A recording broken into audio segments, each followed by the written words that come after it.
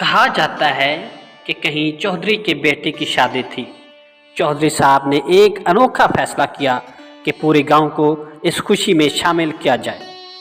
इसके लिए उन्होंने ऐलान करवा दिया कि बेटे की शादी की खुशी में पिंड के हर घर को एक जानवर तोहफे में दिया जाएगा। जिस घर में मर्द का राज होगा वहाँ एक घोड़ा दिया जाएगा और जिस घर में औरत का राज होगा वहाँ एक मुर्गी दी जाएगी। गामे को जानवरों की तरसील का काम सौंप दिया गया।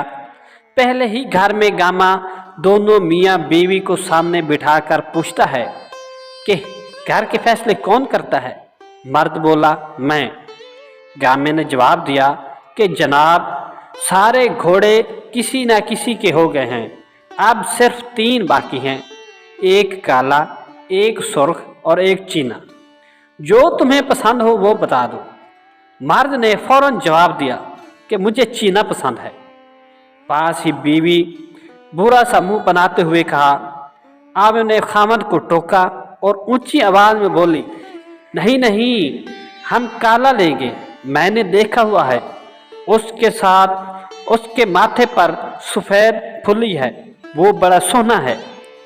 मर्द ने कहा कि चलो काला ही दे दो। गामा आराम से उठा, थैले से एक मुर्गी निकाली और औरत को पकड़ाई और अगले घर चला गया।